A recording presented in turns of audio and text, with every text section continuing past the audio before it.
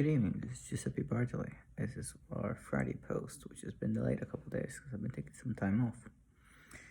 Anyway, I'm just gonna read the poem, and not too much to say. I've been kind of tired. It's been a kind of difficult time here in Peru. As you can see, we're getting close to 200,000. In fact, we should be reaching that number by tomorrow, which is a travesty because that means we are now number eight in the world. We should be passing number 7 in the next couple of days.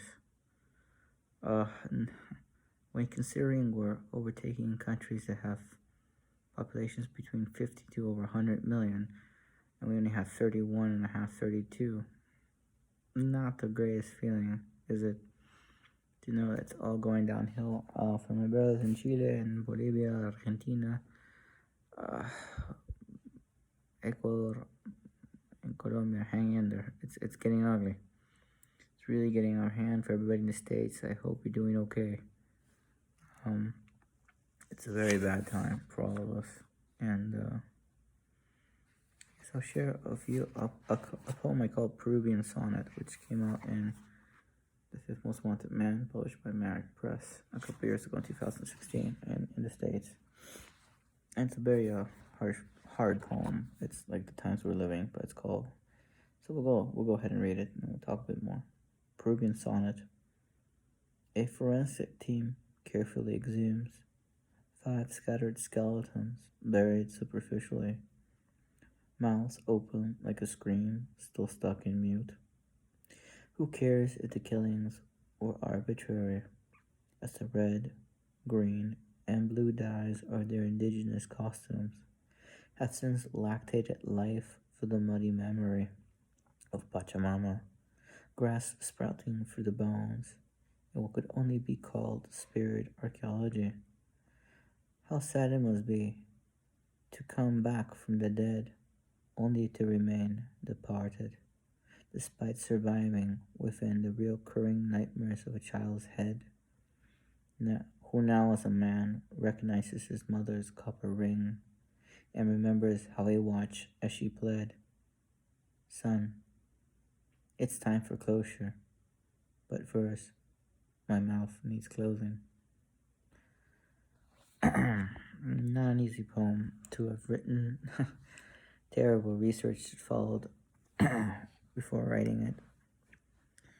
Really good book to read on the subject is Santiago Roncagliero's Aquí de Espada.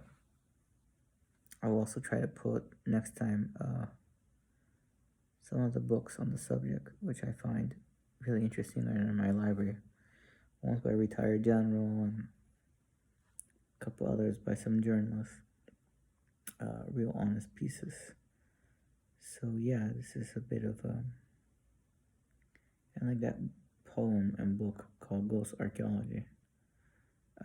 Yeah, it's really tough. And it's a bit what we're doing now. We're finding out as time goes on that we're going to be closing the eyes of many people we care about. And there's not much we can really do about that. If you think that this thing can kill 2 to 3% of the population, once it gets everybody, we're looking between 600 and 1 million people here in Peru. That's a big number. Even if it kills 100,000, that's a whole district of Lima.